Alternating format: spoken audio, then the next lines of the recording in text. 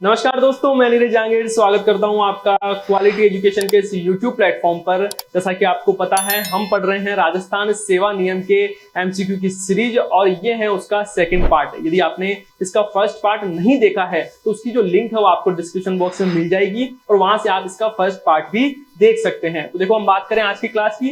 सबसे पहले first question देखें हम कि लिखा हुआ है कि राजस्थान सेवा नियम के संबंध में असत्य कथन या कथनों का चयन कीजिए। मतलब हमें क्या बताना है कि इन दोनों में से असत्य कथन कौन सा है। तो देखो, फर्स्ट स्टेटमेंट क्या दिया हुआ है कि भारत सरकार की संचित निधि से राज्य कर्मचारी को प्राप्त होने वाला भुगतान क्या कहलाता है? शुल्क कहलाता है। और सेकंड स्टेटमेंट क्या है कि शुल्क की परिभाषा राजस्थान सेवा नियम के नियम 7(9) में है। तो देखो, ये जो कथन है ये अपने बिल्कुल सही हो जाता है, क्योंकि जो राजस्थान सेवा नियम का जो अध्याय 2 है उसके 7(9) में शुल्क की परिभाषा है।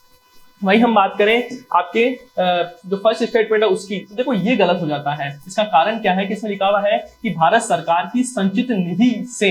तो देखो ये गलत हो जाता है, क्योंकि इसमें भारत सरकार की संचित निधि के अतिरिक्त अन्य स्रोतों से यदि किसी को आय प्राप्त हो रही है तो वो क्या कहलाता है? आपके शुल्क कहलाता है। देखो, हम यहाँ समझे, हम बात करें शुल्क की, कि शुल्क की परिभाषा के बारे में हम बात करें तो देखो, शुल्क क्या होता है?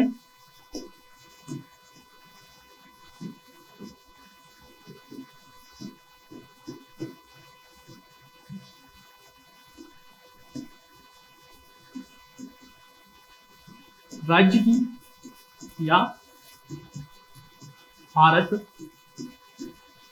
सरकार या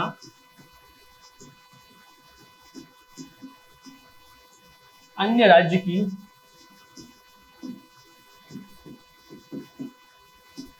संचित निधि के अतिरिक्त अन्य स्रोत से कर्मचारी को प्रत्यक्ष या अप्रत्यक्ष रूप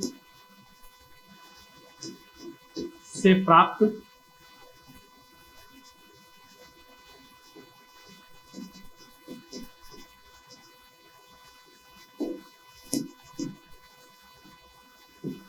आवर्तक या अनावर्तक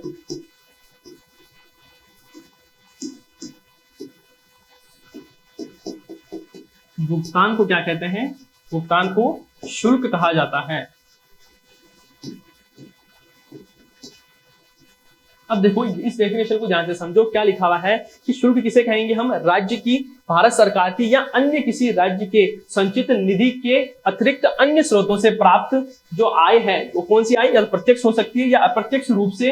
अब देखो, एक चीज लिखी हुई है, मैंने हाईलाइट किया है इसको, आवर्तक और अनावर्तक। अब देखो, आवर्तक का मतलब क्या है? आप जब राजस्थान सेवा नियम पढ़ोगे तभी आपके सामने आता है कि आवर्तक और अनावर्तक। अब देखो, आवर्तक का मतलब है आवर्ती का होना, मतलब कोई चीज बार बार हो रहा है। यदि आपको भुगतान आवर्तक मिल रहा है, इसका मतलब हर महीने आपको भुगतान उपलब्ध हो रहा है। जब हम बात करें अनावर्तक की, मतलब कि वो एक फिक्स पैटर्न में नहीं है, मान लो अभी मिल गई फिर आपको 4 महीने बाद में भुगतान किया गया, तो वो क्या कहलाएगा?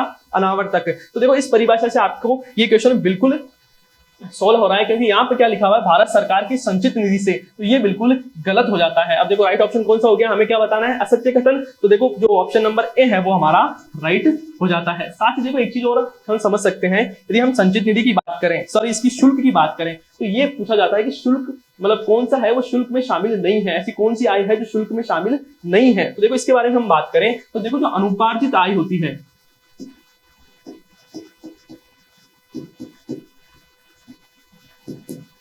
वो शुल्क में शामिल नहीं है। अब इसका मतलब क्या हो गया उपार्जित आय का? तो देखो, इसमें कौन कौन से शामिल है? इसमें है जैसे मान लो कि किराया हो गया, आपके मकान का किराया, या आपने कोई जमा कर रखी है राशि तो जमाओं का ब्याज, या आपकी कोई संपत्ति है उससे आपको कोई लाभ प्राप्त हो रहा है, उससे आय प्राप्त हो रही है, तो वो किसमें शामिल नहीं होगी? वो शुल्क में शामिल नहीं होगी। साथ ही देखो, और क्या चीज इसमें शामिल है? और है आपकी, देखो, यदि इसमें साहित्य, कलात्मक या सांस्कृतिक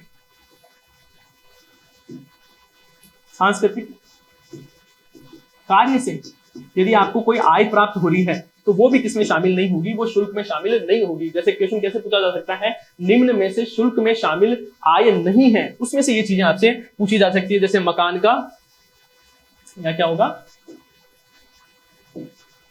मकान का किराया, जमाओं का ब्याज, साहित्य, कलात्मक और संस्कृति के कोई कार्य किए हैं उससे यदि आपको आय प्राप्त हो रही है तो वो भी शुल्क में शामिल नहीं है। तो देखो यहां तक आपके ये क्वेश्चन बिल्कुल क्लियर हो गया होगा। फिर देखो नेक्स्ट हम बात करें, नेक्स्ट क्वेश्चन है कि राजस्थान सेवा नियम के संबंध में सत्य कथन या कथनों का चयन कीजिए। अब हमें क्या बताना है कि सत्य कथन कौन सा है। देखो पहले क्या लिखा हुआ है कि जयपुर तथा जोधपुर कोषागारों के लिए कार्यभार हस्तांतरण दिवस अधिकतम 7 दिवस माना जाएगा। ये हो गया हमारे कथन 1। कथन 2 की बात करें तो लिखा हुआ है कि परिवीक्षाधीन प्रशिक्षार्थी के रूप में व्यतीत सेवा की अवधि कर्तव्य में शामिल नहीं है। अब देखो हम कर्तव्य की बात करें तो हमारे जो RSR है, राजस्थान सेवा नियम है, उसकी जो अध्याय 2 है,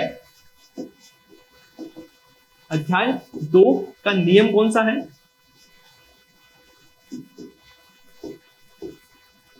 नियम है आपके 8, 7 का 8, इसमें ये नियम आपके शामिल है। तो देखो ये हमें अभी तक क्या पता चला कि राजस्थान जो सेवा नियम है उसमें किसमें है कर्तव्य शामिल, तो 7, 8 है। अब देखो क्या लिखा हुआ है कि परीक्षाधीन प्रशिक्षार्थी, तो देखो इसमें कौन कौन शामिल है। तो देखो एक तो यदि कोई प्रोबेशनल ट्रेनी है तो वो भी, उसका जो काल है वो भी किसमें माना जाएगा, कर्तव्य में माना जाएगा, ड्यूटी में माना जाएगा। साथ ही हम बात करें कोई प्रशिक्षार्थी है, मतलब कोई प्रोबेशन में है तो वो भी किसमें माना जाएगा, वो भी कर्तव्य में होगा। साथ ही कोई शिक्षार्थी है तो वो भी किसमें शामिल होगा, मतलब वो उसका द्वारा जो ड्यूटी की जा रही है, जो उसका कर्तव्य किया जा रहा है वो किसमें शामिल होगा, इसमें कर्तव्य में शामिल हो रहा, वो जो कार्य कर रहा है, जो सेवा दे रहा है तो वो किसमें शामिल है, कर्तव्य में शामिल है। लेकिन यहाँ क्या लिखा हुआ है, नहीं है, तो ये बिल्कुल गलत हो जाता है, क्योंकि हमें पता है कि जो कर्तव्य में क्या क्या चीजें शामिल होती है, जो प्रशिक्षण, जो आपके परीक्षाधीन कोई प्रशिक्षार्थी है, जो प्रोफेशनल ट्रेनी है, उसके द्वारा जो सेवाएं दी जा रही है वो कर्तव्य में शामिल है। साथ ही कोई प्रशिक्षार्थी है तो वो भी इसमें शामिल है, कर्तव्य में शामिल है। और कोई शिक्षार्थी है जो अपनी सेवाएं दे रहा है वो भी किसमें शामिल है, आपके कर्तव्य में शामिल है। साथ ही देखो जो कार्य हस्तांतरण काल है, मतलब कार्य हस्तांतरण जो काल है वो भी किसमें शामिल है, आपके कर्तव्य में शामिल है। और देखो यहाँ क्या लिखा हुआ है, जयपुर तथा जोधपुर कोषागारों के लिए जो कार्यभार हस्तांतरण दिवस है वो कितने होंगे, 7 होंगे, तो ये बिल्कुल सही है। और हम बात करें अन्य कोषागारों की, तो अन्य कोषागारों के लिए अधिकतम 3 दिन का समय होता है। तो देखो इस क्वेश्चन से आपको क्या क्या पता चला कि जयपुर और हम जोधपुर की बात करें तो यहाँ जो कोषागार है उनका कार्य हस्तांतरण दिवस होगा वो कितना होगा, अधिकतम 7 दिवस। वही हम बात करें अन्य कोषागारों की तो वहां कितना होगा, 3 दिन होने वाला है। और देखो तो ये बिल्कुल सही हो जाता है। हमसे क्या पूछा है, सत्य कथन, तो ये बिल्कुल कथन है वो हमारे सत्य हो जाता है। तो ऑप्शन नंबर ए हमारे सही हो जाएगा। और इसमें क्या दिया, नहीं दिया हुआ है, इसलिए ये जो है वो गलत हो जाता है। फिर जब आगे हम बात करें, आगे लिखा है राजस्थान सेवा नियम के संबंध में सत्य कथन या कथनों का चयन कीजिए। वापस वैसा ही क्वेश्चन है, हमें क्या करना है, सत्य क्वेश्चन का जो सत्य कथन है उसका चयन करना है। साथ ही आपको देखो कमेंट बॉक्स में लिखता रहना है कि आपको चीजें कैसी लग रही है, आपको सारी चीजें समझ में आ रही है या नहीं आ रही है, क्वेश्चन आपको कैसे लग रहे हैं, उस तमाम चीजों के बारे में आप इसमें बता सकते हो। तो क्या लिखा हुआ है कि विशेष वेतन का उल्लेख नियम 731 में है। और फिर नीचे क्या लिखा हुआ है, कर्मचारी सेवा में रहते हुए विशेष उपलब्धि अर्जित करने पर विशेष वेतन दिया जाता है। तो देखो ये बिल्कुल सही हो जाता है आपकी स्टेटमेंट 1, क्योंकि क्या लिखा हुआ है 731 में। और जो स्पेशल वेतन है, जो विशेष वेतन है वो किसमें है, 731 में दिया गया है। और नेक्स्ट क्या लिखा है, कर्मचारी सेवा में रहते हुए विशेष उपलब्धि अर्जित करने पर विशेष वेतन दिया जाता है। तो ये भी बिल्कुल सही हो जाता है। हमसे क्या पूछा है, सत्य कथन, तो देखो ऑप्शन नंबर सी है वो राइट हो जाता है। कथन मतलब कथन 1 और 2 दोनों सत्य है। अब देखो ये जो विशेष वेतन है वो दिया जाता है कि मान लो कोई कठिन प्रकृति का काम कर रहा है,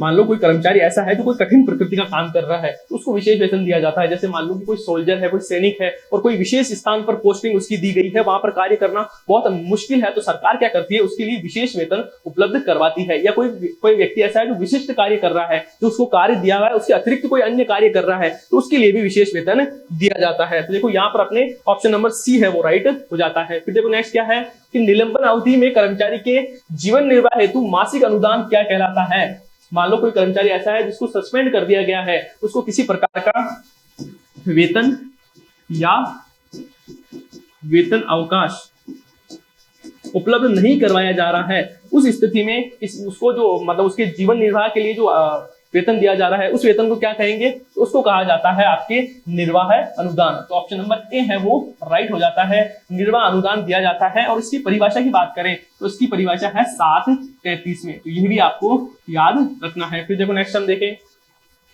नेक्स्ट क्वेश्चन क्या दिया हुआ है आपके कि अधीनस्थ सेवा के वह कार्मिक जिनकी सेवाएं पूर्णतः क्लेरिकल प्रकृति की हो वो क्या कहलाते हैं। तो देखो क्लेरिकल प्रकृति मतलब जो क्या करते हैं, टाइपिंग का है, जैसे मान लो कोई एलडीसी है, कोई लिपिक है, कोई स्टेनोग्राफर है, तो वो सब किसमें शामिल होते हैं, क्लेरिकल स्टाफ में शामिल होते हैं। और इनको क्या कहा जाता है, मंत्रालयिक कर्मचारी।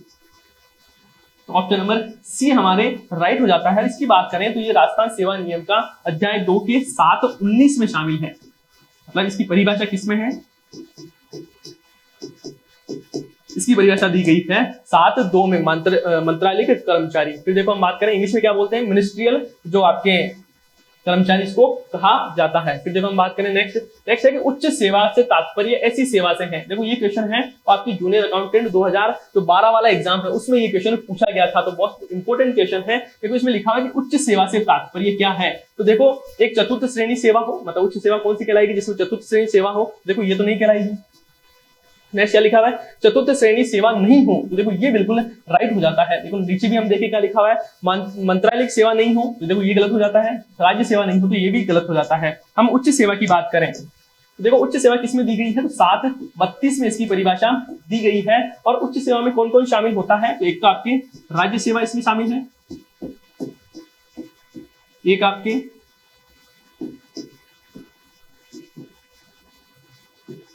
अधीनस्थ सेवा है वो इसमें शामिल है, और एक आपके जो मंत्रालयिक सेवा है, मिनिस्ट्रियल सर्विस है वो इसमें शामिल है। तो ये तीनों क्या कहलाती है, उच्च सेवा कहलाती है। जबकि कौन इसमें शामिल नहीं है, तो जो चतुर्थ श्रेणी की सेवा है वो इसमें शामिल नहीं होती है, जिनकी ग्रेड पे जो लेवल है वो कौन सा होता है 1 और 2, और ग्रेड पे कितनी होती है 700 से लेकर 800। ये क्या है, चतुर्थ श्रेणी कर्मचारी होते हैं और ये उच्च सेवा में शामिल नहीं होते हैं। फिर देखो आगे हम बात करें सक्षम अधिकारी, कॉम्पिटेंट अथॉरिटी क्या है, मतलब कॉम्पिटेंट अथॉरिटी है वो इसकी डेफिनेशन हमसे पूछी है। तो देखो क्या लिखा हुआ है कि राजस्थान के राज्यपाल तथा वह प्राधिकारी जिसे इन नियमों के द्वारा राज्यपाल की ओर से शक्तियां प्रायोजित की जावे। अब देखो आपने देखा होगा राजस्थान सेवा नियम की हम बात करें तो हमने शुरू में जो आपने जिसका पार्ट फर्स्ट पढ़ा था तभी मैंने बताया था कि ये क्या है, राज्यपाल के कार्यकारी आदेश है। और इसके यदि हम बात करें कि इसका इंटरप्रिटेशन का भी अधिकार किसके पास है, राज्यपाल के इसके अधिकार है। देखो यहाँ हम बात करें इसमें लिखा हुआ है कि राज्यपाल का वह प्राधिकारी जिसे इन नियमों के द्वारा, मतलब राजस्थान सेवा नियमों के द्वारा राज्यपाल की ओर से शक्तियां प्रत्यायोजित की जावे। तो देखो किसका मतलब बात किसकी करिए, राज्यपाल द्वारा। फिर देखो हम बात करें तो ये देखो ये इस पर अभी अनुमान लगा रहे हैं कि मान लो सही है। फिर देखो नेक्स्ट हम देखें, देखो मुख्यमंत्री तथा प्राधिकारी जैसे इन नियमों के द्वारा मुख्यमंत्री की ओर से शक्तियां, तो देखो ये गलत हो जाता है कि मुख्यमंत्री की शक्तियां नहीं हो सकती। शक्तियां हमने किसकी पढ़ी थी कि इसमें इंटरप्रिटेशन की बात करें या हम बात करें कि ये कार्यकारी आदेश किसके हैं, तो राज्यपाल के, तो ये गलत हो जाता है। फिर देखो हम नेक्स्ट बात करें, यहाँ क्या लिखा हुआ है, मंत्री की ओर से शक्तियां दी जाती है, तो ये भी गलत हो जाता है। यहाँ क्या लिखा हुआ सचिव की ओर से, तो ये भी गलत हो जाता है। तो यदि हम क्या करते हैं, चारों ऑप्शन को यदि ध्यान से पढ़े तो इसका आंसर मिल जाएगा कि आंसर नंबर ए है, ऑप्शन ए है वो हमारे बिल्कुल सही हो जाता है, क्योंकि ये क्या है, राज्यपाल द्वारा ये शक्तियां दी जाती है। फिर देखो हम आगे बात करें, आगे है निम्नलिखित में से कौन सा विभाग विश्रामकालीन विभाग की श्रेणी में सम्मिलित है। अब देखो विश्रामकालीन विभाग का मतलब क्या हो गया कि कुछ विभाग ऐसे होते हैं जिनमें मतलब पूरे साल काम नहीं करना होता है, कुछ महीनों के लिए उसमें क्या होती है छुट्टियां होती है, तो उन्हें क्या बोला जाता है, विश्रामकालीन विभाग। इसकी परिभाषा की बात करें तो इसकी परिभाषा दी गई है 7:39 में इसकी परिभाषा दी गई है। अब हमसे क्या पूछा है कि कौन इसमें कौन सम्मिलित नहीं है, तो देखो हम बात करें इसमें तो चिकित्सा विभाग, फिर दिया हुआ आपके जिला एवं सत्र न्यायालय उच्च न्यायालय और शिक्षा विभाग। तो आप देखोगे कि आपने शिक्षा विभाग की बात करें हम, तो देखो आपको पता है शिक्षा विभाग में क्या होती है, छुट्टी होती है। स्कूल में क्या होता है, हम बात करें गर्मियों की छुट्टियां होती है, सर्दियों की छुट्टियां होती है, तो ये इसमें शामिल है। तो यहाँ बात करें उच्च न्यायालय, उच्च न्यायालय में भी ऐसा होता है कि कुछ छुट्टियां होती है। हम बोले जिला सत्र न्यायालय में, तो उसमें भी छुट्टियां होती है, लेकिन आप जान दोगे कि जो चिकित्सा विभाग है उसमें किसी प्रकार की छुट्टियां नहीं होती है, क्योंकि ये हमेशा चलते रहते हैं। इसलिए इसको क्या बोला जाता है कि ये विश्राम कालीन विभाग के अंतर्गत नहीं आता है। तो देखो राइट ऑप्शन इसमें मिल रहा है आपको, ऑप्शन नंबर ए है वो बिल्कुल सही है। फिर देखो आगे बात करें हम, अब आगे लिखा हुआ है नेक्स्ट क्वेश्चन कि जब एक राज्य कर्मचारी अपने वेतन भत्ते आदि संचित निधि के अतिरिक्त अन्य स्रोत सरकार की स्वीकृति से प्राप्त करता है, तो वह क्या होता है। मान लो कोई ऐसा कर्मचारी है जो राजस्थान की जो संचित निधि है, राज्य की जो संचित निधि है, उसके अतिरिक्त अन्य स्रोतों से आय प्राप्त कर रहा है, तो वो उस समय मान लो कौन सी ड्यूटी कर रहा है, तो वो किसमें आएगा। देखो अवकाश पर ये नहीं हो सकता, अध्ययन अवकाश पर ये भी नहीं हो सकता, अस्थायी नियुक्ति पर भी नहीं हो सकता। राइट ऑप्शन कौन सा हो जाएगा आपके, वैदेशिक सेवा पर। मान लो कोई कर्मचारी ऐसा है जो कि वैदेशिक सेवा पर है, जो फॉरेन सर्विस पर है, वो क्या करेगा, वो आपके जो संचित निधि है उसके अतिरिक्त अन्य स्रोतों से आय प्राप्त करेगा। इसमें कौन कौन सी चीजें शामिल है, तो इसके बारे में हम बात करें तो इसमें देखो एक तो जो निगम है, साथ ही जो सरकारी कंपनियां हैं उसमें जो काम करने वाले कर्मचारी है वो क्या कहलाते हैं, इसमें वैदेशिक सेवा कहलाते हैं, मतलब फॉरेन सर्विस में उसको कंसिडर किया जाता है। इसमें कौन कौन सी है, जैसे मान लो कि बीको में यदि कोई कर्मचारी काम कर रहा है, साथ ही हम बात करें राजस्थान पथ परिवहन निगम में यदि कोई काम कर रहा है, साथ ही हम बात करें राजस्थान विद्युत प्राधिकरण में कोई काम कर रहा है,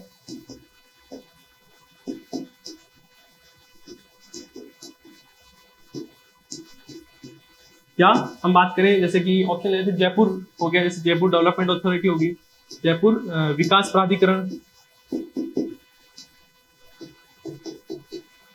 तो देखो इन सब में यदि कोई कर्मचारी काम कर रहा है तो ये क्या हो गया, निगम हो गए, सरकारी कोई कंपनियों में काम कर रहा है, तो वो सब जो कर्मचारी हैं वो क्या कहलाएंगे, विदेशी सेवा में कहलाएंगे, वो फॉरेन सर्विस में कहलाएंगे। फॉरेन सर्विस का मतलब इसमें यहाँ ये नहीं है कि मान लो कोई विदेश में जाकर कोई सेवा दे रहा है, वो चीजें अलग होती है। इसमें इसकी परिभाषा क्या दी गई है, इसमें दी गई है आपके निगम या सरकारी कंपनियों में काम करने वाले कार्मिक। फिर देखो हम आगे बात करें, देखो यहाँ तक आपने जो सारे क्वेश्चन है वो कंप्लीट हो जाते हैं। और यदि आपको ये वीडियो पसंद आ रही है, ये सीरीज आपको अच्छी लग रही है, तो आप कमेंट बॉक्स में बताना है कि इसे कंटिन्यू रखना है। और यदि आपको कोई सुझाव है इसको लेकर तो वो भी आप वीडियो में बता सकते हैं। यदि वीडियो पसंद आ रही है तो वीडियो को लाइक करें और चैनल को सब्सक्राइब करें। धन्यवाद।